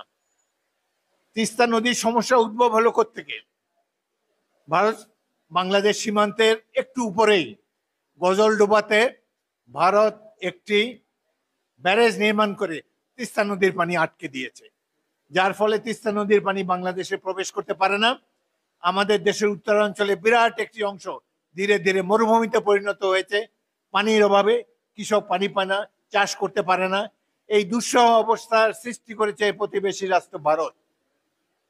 আজকে ভারতকেই দায়িত্ব দিয়ে এসেছে প্রধানমন্ত্রী, তারা নাকি এখানে একটি পর্যবেক্ষণের দল পাঠাবে, তারা এসে তিস্তার সমস্যার সমাধান করবে। যেই সমস্যার সৃষ্টি করলো ভারত, সেই সমস্যার সমাধান কিভাবে তারা দিবে? এটি হলো সেই যে বাংলাদেশের প্রবাদ, সর্প হইয়া দংশন করো, ওজা হইয়া ঝাড়ো। এই সমস্যার সৃষ্টি করলো তারা, এই সমস্যার সমাধান করতে চায় চীন। তাদের সাথে কিছু আলাপ করলেন না, আলাপ করলেন সমস্যা সৃষ্টিকারী ভারতের সাথে। তারা এসে নাকি আমাদের এই সমস্যার সমাধান করবে। ওদের নিজের দেশেই তো এখন পর্যন্ত যথেষ্ট পরিমাণ টয়লেট নাই। ওদের নিজের দেশেই তো কৃষকেরা দিনের পর দিন আন্দোলন করছে। সাধারণ মানুষ এই বর্তমান মোদী সরকারের উপরেও তারা অনেকটা অসন্তুষ্ট। অনেক বড় বড় তারা কথা বলেছে। ক্ষমতা কিভাবে মানুষকে পাগল করে তার একটু উদাহরণ আপনারা নরেন্দ্র মোদীর কাছে তার বক্তব্যের কাছ থেকে পেতে পারেন। কিছুদিন আগে মিডিয়ার সামনে প্রকাশ্যে ভারতের বর্তমান প্রধানমন্ত্রী বলেছেন, নরেন্দ্র মোদী বলেছেন যে তিনি সাধারণ মানুষ না, কোনো জৈবিক প্রক্রিয়ায় তার সৃষ্টি হয় নাই, তিনি একজন পয়গম্বর, প্রেরিত পুরুষ। তিনি তার বাপমার পুত্র না, বাপমা তাকে পৃথিবীতে আনে নাই, তাকে দেবতারা পাঠিয়েছে। ভারতের লোকসভায় দেখবেন প্রত্যেকটা সদস্য বিরোধী দলের, তারা এই কথা দিয়ে তাদের বক্তব্য শুরু করে যে সেদিন তো আপনি বলছেন আপনি মনুষ্য সন্তান নন, জৈবিক প্রক্রিয়ায় আপনার জীবন নেই। এদের সাথে মিলেছে বাংলাদেশের ক্ষমতাসীনরা, এদের সাথে চুক্তি করে যারা নিজের দেশের মানুষকে বিভ্রান্ত করছে। সুতরাং আজকে বাংলাদেশের মানুষকে বুঝতে হবে, আজকে এই যে আগামী দিনের সংগ্রামে নেতৃত্ব দিতে হবে এই যে বয়োবৃদ্ধ যারা মুক্তিযোদ্ধা, তাদেরকেই। আপনারা কেউ দুর্বল হবেন না, দাড়ি চুল সাদা হয়েছে, ডাজন্ট ম্যাটার, কিন্তু আপনারা এই দেশের সবচাইতে গৌরবময় সংগ্রামে নেতৃত্ব দিয়েছেন। হয়তো ছাত্র ছিলেন, কিংবা সৈনিক ছিলেন, কিংবা বিভিন্ন পেশা থেকে এসে মুক্তিযুদ্ধে যোগ দিয়েছেন, কিন্তু দেশের স্বাধীনতার জন্য আপনারা জীবন উৎসর্গ করেছেন। ৭১ তো সেই দিনের বিষয়, আমাদের মনে হয় এই যে মাত্র কি মনে হয় যেন ২ বছর আগের ঘটনা, অথচ ৫৩ বছর পেরিয়ে গিয়েছে। এই যুবকদের মধ্যে কি উন্মাদনা আমি দেখেছি, আমরা সবাই দেখেছি। কি দুঃসাহসী ছিল মানুষ। সেই দিন ছিল না এই শিক্ষিত সমাজ। আজকে এই যে বিশ্ববিদ্যালয়ের শিক্ষকরা আন্দোলন করছেন বেতন ভাতার জন্য, কজন তারা মুক্তিযুদ্ধে গিয়েছিল? বিশ্ববিদ্যালয়গুলো সবগুলা চালু ছিল। এই দেশের 1% লোক মুক্তিযুদ্ধে যায় নাই। তখন 7 কোটি আমাদের জনসংখ্যা ছিল, 7 লাখ তো মুক্তিযোদ্ধা ছিল না, 80,000 মুক্তিযোদ্ধা ছিল। কেন কেন আপনারা সেদিন ছাত্রদেরকে অনুপ্রাণিত করে আরো বিপুল সংখ্যায় কেন যোগদান করতে পারেননি? আমরা সেই ছাত্রদেরকে অনুপ্রাণিত করেছি। মেজর জিয়াউর রহমানের ডাকে 26শে মার্চ তারিখে এই দেশের সশস্ত্র মুক্তিযুদ্ধ শুরু হয়। আমরা সেখানে যোগ দিয়েছি। হাজার হাজার ছাত্র দৌড়ে এসে আমাদের কাছে অস্ত্র দেন, যুদ্ধ করব। সুতরাং সেটি ছিল অন্য এক প্রেক্ষাপট। স্বাধীনতার জন্য জীবন বিপন্ন করতে রাজনীতিবিদরা যখন পিছনে ছিল, তথাকথিত সুশীল সমাজ যখন পালিয়ে বেড়াচ্ছে, সেই সময় এই তরুণ ছাত্ররা, ইস্ট বেঙ্গল রেজিমেন্ট এবং ইপিআর এর সৈনিকেরা বীর দর্পে জনগণকে রক্ষা করার জন্য এগিয়ে এসেছিল। এটি হলো বাংলাদেশের মুক্তিযুদ্ধের প্রকৃত ইতিহাস। এই ইতিহাস আপনাদেরকে ভুলিয়ে দেবার চেষ্টা করা হচ্ছে। বোঝানো হচ্ছে যে আপনারা কিছুই না। ওই যে বক্তৃতা দিছে উনি হচ্ছে আসল নেতা। যারা যারা সংগ্রাম কমিটি করেছে, বিভিন্ন জেলা উপজেলায় আওয়ামী লীগের নেতা ছিল, তারা এই দেশটা স্বাধীন করেছে। আরে তারা তো থিয়েটার রোডের মুক্তিযোদ্ধা, আপনারা ছিলেন অস্ত্রধারী জীবন উৎসর্গকারী মুক্তিযোদ্ধা। অন্য কেউ স্বীকৃতি দেখ না কে, এখানে তো আমরাই সবাই আছি। সুতরাং এই দেশ যেহেতু আমাদের রক্তের বিনিময়ে স্বাধীন হয়েছে, এই দেশের আগামী দিনেও স্বাধীনতা অক্ষুণ্ণ রাখার জন্য আমাদেরকে আবারও উদ্যোগ নিতে হবে। আরেকটি মুক্তিযুদ্ধে আমাদেরকে সামিল হতে হবে। দুর্নীতিতে দেশ ছেয়ে গেছে। এই দেশ এখন ব্যাপক দুর্বৃত্তায়ন হয়েছে রাজনীতির। অধিকাংশ রাজনৈতিক দলের শীর্ষস্থানীয় ব্যক্তিরা তারা অতীতে ব্যাপক লুটপাট করেছেন এবং বর্তমানে আওয়ামী লীগ যে ধরনের দুর্নীতি, যে ইতিহাস তারা সৃষ্টি করেছে, বেনজির, আজিজ এবং এই ধরনের অসংখ্য আওয়ামী সমর্থন পুষ্ট আমলারা, তারা এই দলকে ক্ষমতায় রেখেছে। আজকে আওয়ামী লীগের কোনো মূল্য নাই, আজকে মূল্য আমলাদের। তারা পেশি শক্তির বিনিময়ে, অস্ত্রের বিনিময়ে তারা এই দলকে ক্ষমতায় রেখেছে। জনগণ ভোট কেন্দ্রে যায় না, জনপ্রিয় দল বিএনপি ভোটে অংশগ্রহণ করে না। এই দেশে ভোটের নামে গত 3টি নির্বাচনে প্রহসন মঞ্চস্থ হয়েছে। সুতরাং এই দেশে এই সরকারের কোনো অধিকার নাই ক্ষমতায় থাকার। এই জন্যে বিদেশি শক্তি সমূহ তাদেরকে মূল্যায়ন করে না এবং ভারতবর্ষে এই সুযোগ নিতে চায়। ভারতের কোনো দোষ দেয় না, তারা তো নিজের স্বার্থ উদ্ধার করার চেষ্টা করবেই। কিন্তু আমাদের দেশে এক শ্রেণীর হাজার হাজার দালাল গজিয়ে উঠেছে। তারা ভারতে গিয়ে নিজেদেরকে ক্ষমতায় থাকার জন্য দেশের স্বার্থকে জলাঞ্জলি দিয়ে আসে। এই রেল লাইনে কি পাবো আমরা? আমাদের কি লাভ? এই যে corridor, Naval corridor, river corridor, railway corridor এবং প্রস্তাবিত যেসব করিডোর দেওয়ার জন্য ভারত সরকারের সাথে চুক্তি করা হচ্ছে, এগুলোতে বাংলাদেশে কোনো লাভ নেই। যদি লাভ থাকে প্রকাশ্যে আলোচনা করুন, বিরোধী দল সমূহের সাথে আলোচনায় বসুন, ওপেন ডিবেট হোক, এতে বাংলাদেশে কোনো স্বার্থ আছে কিনা। প্রথম যখন এই ট্রানজিটের নামে করিডোর দেওয়া হয়েছে, তখন বলা হতো যে এটা দিলে নাকি বাংলাদেশ সিঙ্গাপুর হয়ে যাবে, এত টাকা আমরা পাবো যে রাখার কোনো জায়গা থাকবে না। এইভাবে বর্তমান ক্ষমতাসীন দলের নেতৃবৃন্দ আমাদেরকে ভুল বুঝিয়েছে। তারা যে করিডোর দিয়েছে, সমস্ত ব্যয় বহন করতে হচ্ছে বাংলাদেশে। 2টি সমুদ্র বন্দরের একটি মোংলা বন্দর, তারা শুধুমাত্র তাদের মালামাল পরিবহন নয়, তারা এই বন্দরের নিয়ন্ত্রণ ভার নিতে চায়। অথচ দেশ স্বাধীনতার অব্যবহিত পরে যখন চট্টগ্রাম বন্দরে বিভিন্ন জাহাজ আমাদের নৌ কমান্ডাররা ডুবিয়ে দেওয়ার ফলে বন্দরে প্রবেশের পথ, নৌপথটি বন্ধ ছিল, সেই সময় আমাদের সরকারও কলকাতা বন্দর ব্যবহার করার চেষ্টা করেছিল, আহ্বান জানিয়েছিল। সেই সময় কলকাতা বন্দর বাংলাদেশ সরকারকে ব্যবহার করতে দেওয়া হয়নি। আজকে তারা সকল সমুদ্র বন্দর দখল করতে চায়। ল্যান্ড, স্থল বন্দর সমূহ ইতিমধ্যে তাদের দখলে রয়েছে। জাতীয় সংসদে নির্বাচনের সময় এমন এমন ব্যক্তিরা নির্বাচনে দাঁড়ায়, বলে আমি ভারতের প্রার্থী। লজ্জা পর্যন্ত নাই। একজন সাবেক সংসদ সদস্য, সে আগে সংসদ সদস্য ছিল আওয়ামী লীগের, কুষ্টিয়া অঞ্চলের, বলে যে আমি ভারতের প্রার্থী, আমাকে ভোট দাও। কতখানি নির্লজ্জ হলে এই ধরনের কথা বলতে পারে? আমরা যারা মুক্তিযুদ্ধ করেছি আমাদের লজ্জায় মাথা হেট হয়ে যায়। এই জন্য কি আমরা বাংলাদেশ সৃষ্টি করেছিলাম? এই ধরনের প্রজন্ম আমরা দেখতে চেয়েছিলাম? দেশের সম্পদ লুট করে সব বিদেশে তারা বেগমপাড়া বানিয়েছে, second home, third home, fourth home ইত্যাদি বানাচ্ছে, ক্রমাগত লুটপাট করে যাচ্ছে। ব্যাংক সমূহ লুট করে ব্যক্তিগত সম্পদ তারা গড়েছে। একদিন যখন এই সরকারের পতন হবে, পতন তো হবে আজব কালো, পতন হওয়ার পরে যে দুর্নীতি ইতিহাস তাদের দেখতে পাবেন, অবাক হয়ে যাবে সারা বিশ্ব যে এই দেশে কি মানুষ ছিল না, কিভাবে এত ব্যাপক লুটপাট সম্ভব হয়েছে।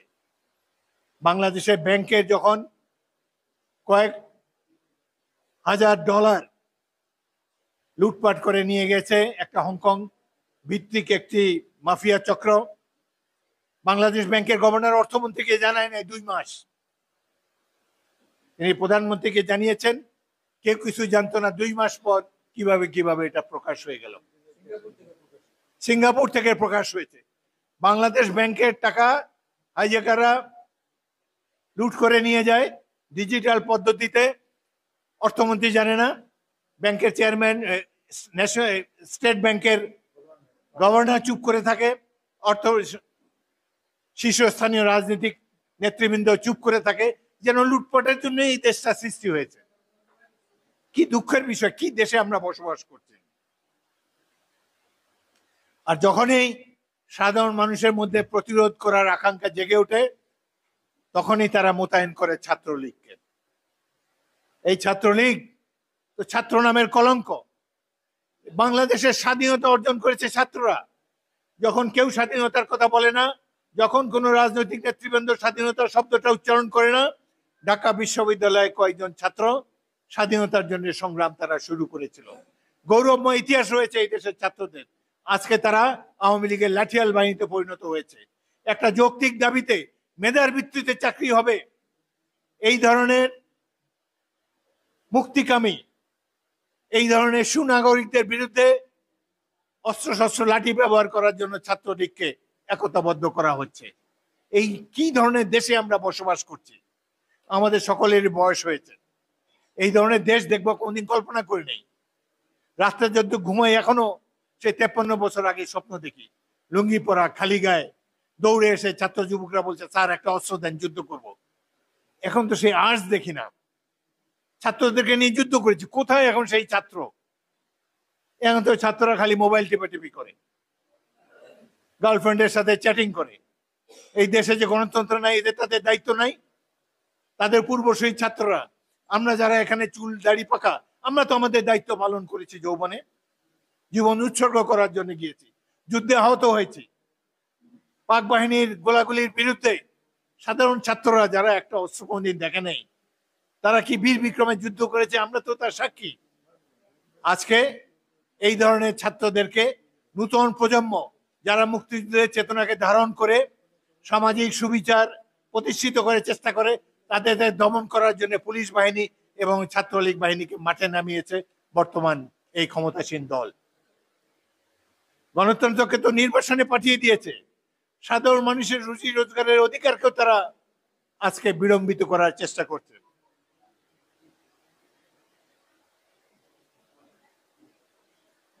তিস্তা নদীর পানির ব্যাপারে এখন মনে হয় এই দেশে যে একটা পানি সম্পদ মন্ত্রণালয় আছে, বোঝাই যায় না। যেহেতু নদী কমিশনে কোনো মিটিং নেই। আমাদের সময় বছরে 3টা মিটিং হতো, তাদের ম্যান্ডেট আছে 4টা মিটিং করতে হবে। আমাদের 54টা নদীর পানি পুরোপুরি ভারত দখল করে রেখেছে, বাংলাদেশে প্রবেশ করতে দেয় না। পানি ছাড়ে বর্ষাকালে আমাদের এখানে যাতে বন্যা হতে পারে, শীত মৌসুমে, শুষ্ক মৌসুমে আমি পানি চাই না। একটা উদাহরণ দেই, ফেনী নদী। এই নদীটার একটা খালের মতো, এপার ওপর দেখা যায়, চিৎকার করে কথা বলা যায়। আমাকে ভারতের মন্ত্রী 2006 সালে গোড়ার দিকে ভারতে আমন্ত্রণ জানিয়েছেন ফেনী নদীর পানি ভাগাভাগি করার জন্য। এখানে ফেনী নদীর দুই পারে অধিকাংশ অঞ্চল হলো ভারতের মধ্যে দিয়ে, কয়েক কয়েক কিলোমিটার পথ আছে যেটা দুই পারে, এক পারে ভারত এক পারে বাংলাদেশ। অন্য জায়গার পানি তো তারা নিয়ে নিয়েছে, শুধু এই যে ভারত বাংলাদেশ দুই সীমান্তের মধ্য দিয়ে যে ফেনী নদী পানিটা যাচ্ছে সেখান থেকেও তারা পানি নিয়ে নিতে চায়, 100 ভাগ পানি তারা নিয়ে নিতে চায়। তো আমি বিডিআর কে বলেছি, বিডিআর সেখানে বাধা দিয়েছে, তারা সেখানে পানি নিতে দিত না। 90% ভাগ তো তারা নিয়ে নিচ্ছে, যে অবশিষ্ট যে 10% পানি এটিও তারা বেলুনিয়াতে পানি সাপ্লাই দেওয়ার জন্য এটাও তারা নিতে চায়। এবং বিডিআর এ বাধার কারণে তখন তারা একটা বৈঠকে বসতে সম্মত হয়েছে, আমাকে আমন্ত্রণ জানিয়েছে ভারতে। আমি পানি সম্পদ মন্ত্রী হিসাবে ভারতে গিয়েছি। ওখানে এবার দেখেছি অনেক খাতির আমার। আগরতলায় গেলাম, সেখান থেকে গাড়ি বহরে করে এই বেলুনিয়া হয়ে এই সীমান্তে ফেনী নদীর পাড়ে আমাকে নিয়ে এসেছে। রাস্তার দুই পাশে দেখি 20,000 লোক দাঁড়িয়ে আছে, 20,000 লোক দাঁড়িয়ে আছে। আমার গাড়ি, আমি আর পানি সম্পদ মন্ত্রী ভারতের, কাশ্মীরের লোক সাইফুদ্দিন সৌদ মুসলমান মন্ত্রী, আমরা যখন যাই দুই পাশের লোক হাততালি দিতেছে। আমি তো জানি না কেন এখানে এসছে। আমি মন্ত্রীকে বললাম, এরা কি চায়, এখানে কেন এসেছে? বলে আপনাকে সম্বর্ধনা দেওয়ার জন্য তারা এসেছে। আমি বললাম, আমি অজানা অচেনা, আমাকে কে চিনে এখানে? আমাকে সম্বর্ধনা দেওয়ার জন্য 20,000 লোক এখানে দাঁড়িয়ে আছে। মন্ত্রী বলে যে এক্সেলেন্সি এখানে একটু নামান। এক জায়গায় আমি নামলাম বেরুনিয়ার কাছে, ওইখানে দুই পাশের লোক দৌড়ে এসে আমার কাছে এসে বলে, দাদা আমরা তো বাংলাদেশের লোক, আমার বাড়ি কুমিল্লা, আমার বাড়ি ব্রাহ্মণবাড়িয়া, পানির অভাবে আমরা শুকিয়ে মরছি, আমাদের একটু ফেনী নদীর পানি দেন। আমি বললাম, ও আচ্ছা, এই জন্য আপনারা সমবেত হয়েছেন, 100 বার আপনাদেরকে পানি দেব। তো 54টা নদীর পানি আপনারা বন্ধ করে রেখেছেন, একটা নদীর অল্প কয়েক কিলোমিটার জায়গায় পানি, এটার জন্য আপনারা দাঁড়িয়েছেন। ওই 54 কিলোমিটারের জন্য আসুন আমরা বসে অভিন্ন নদীর পানি ভাগাভাগি করি, অবশ্যই আপনারা আপনাদের পানি পাবেন। আপনারা যা প্রাপ্য তার চেয়ে বেশি দেবো, কিন্তু এই 54টি নদীর পানি ভাগাভাগি করে আমাদেরকে দেন।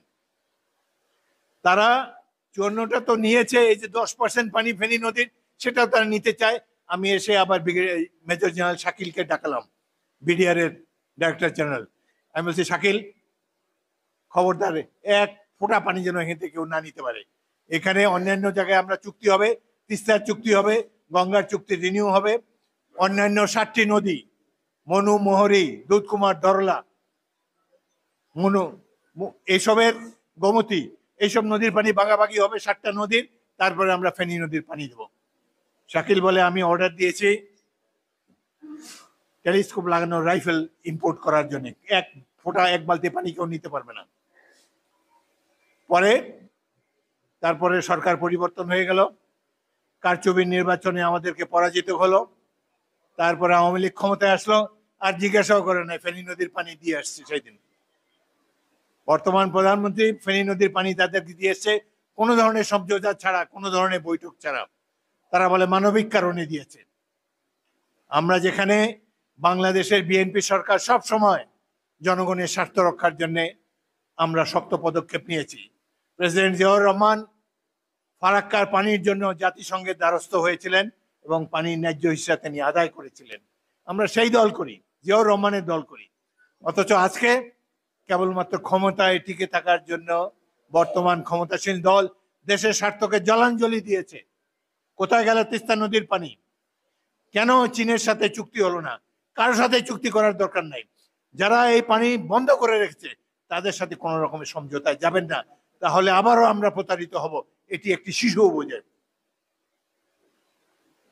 আজকে দেশে এই যে কোটা আন্দোলন যারা করছে তাদের উদ্দেশ্যে আমরা মুক্তিযোদ্ধা হিসাবে আপনাদের পক্ষ থেকে এটুকু বলতে চাই, যে এই জনস্রোত রাজপথে আমরা দেখছি, হয়তো আপনাদের দাবি মেনে নিতে সরকার বাধ্য হবে। আমরা চাই 5%-এর বেশি কোনো কোটা থাকবে না। মুক্তিযুদ্ধ কোটার এখন আর প্রয়োজন নাই। জেলা কোটার তো হাস্যকর। এখন সব জেলা তাদের কথা মতো বাংলাদেশ যদি উন্নয়নের রোল মডেল হয়, তাহলে আবার জেলা কোটা কেন? সারা বাংলাদেশই তো উন্নত হয়েছে। সুতরাং এখন আমরা জানি, আমরা চাই বৈষম্যহীন শাসন ব্যবস্থা দেশে কায়েম হোক, বৈষম্যহীন এ কোটা ব্যবস্থা অবিলম্বে বিলোপ হোক, এবং কোটার ন্যায্য দাবি আদায়ের পর আমি এই যারা আজকে আন্দোলন করছে তাদেরকে অনুরোধ জানাবো, গণতন্ত্রের দাবিতে আবার আপনারা রাজপথে নামবেন।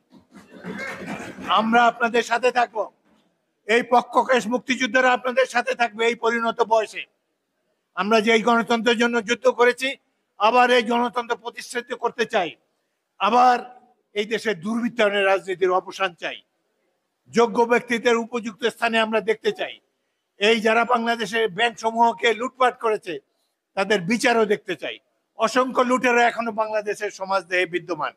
আমরা তাদের বিরুদ্ধে, আপনারা রাজপথে থাকবেন, আমরা আপনাদের সাথে থাকবো, এই আশাবাদ ব্যক্ত করে ধন্যবাদ জানিয়ে বিদায় নিচ্ছি। আল্লাহ হাফেজ। বাংলাদেশ জিন্দাবাদ, বিএনপি জিন্দাবাদ, জাতীয়তাবাদী মুক্তিযোদ্ধা দল জিন্দাবাদ, বেগম খালেদা জিয়া জিন্দাবাদ, শহীদ জিয়া অমর হোক।